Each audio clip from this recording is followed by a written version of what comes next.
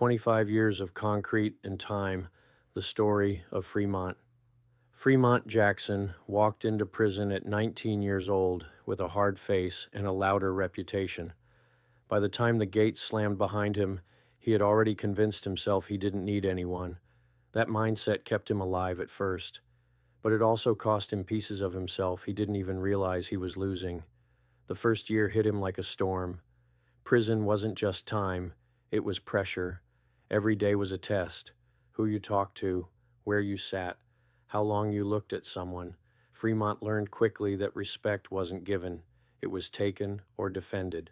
And sometimes it was taken with violence. He got into his first fight over a seat in the chow hall. It wasn't about the seat. It was about what the seat represented: territory, dominance, survival.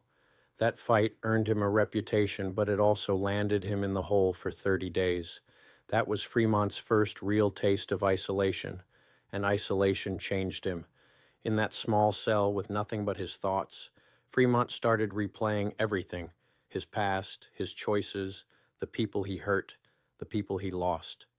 Nights were the hardest. No noise, no distractions, just regret echoing louder than any prison yard ever could. But when he came out, he went right back to the same cycle. Years passed. Fremont became institutionalized without realizing it. He knew the routines better than the guards. He could tell time by count, meals, and movement. The outside world started to feel like a memory that didn't belong to him anymore. He missed funerals. His grandmother passed. He wasn't there. He missed birthdays. His little sister grew up and had kids of her own. He only knew them through pictures that came months late. He missed life. Around year 10, something shifted. It wasn't a dramatic moment. No lightning strike, just a slow realization. If he didn't change, he would die in there, even if his body made it out. Fremont started going to the prison library. At first, it was just to pass time, but then he started reading, really reading. Books on history, psychology, business, even poetry. Words became his escape, but also his mirror. He enrolled in every program he could: anger management, GED classes, vocational training. Not because he believed in second chances, but because he was tired of being the same person. Still, prison didn't make it easy. There were days the old life tried to pull him back in. Old friends, old habits, old codes. Walking away from that came with consequences. People looked at him different. Some called him weak. Others thought he was pretending. But Fremont knew something they didn't. Change in prison is one of the hardest fights you'll ever fight. By year 15, he had become someone younger.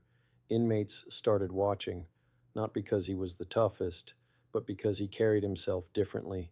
Calm, thoughtful, controlled. He started mentoring. He told them the truth nobody told him. Prison doesn't just take your freedom, it takes your time, your relationships, your identity. Don't let it take your future, too. Years 20 through 25 were the most complicated. Fremont had grown, but the world outside had changed even more. Technology, culture, everything was different. He worried. Would he fit in? Would anyone give him a chance? Was he too late?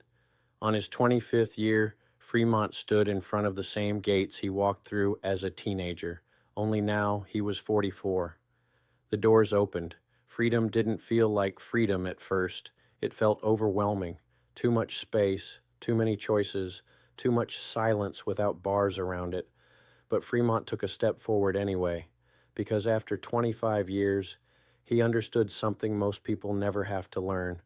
Freedom isn't just walking out of prison. It's rebuilding yourself after everything has been stripped away. And Fremont, he was finally ready to live.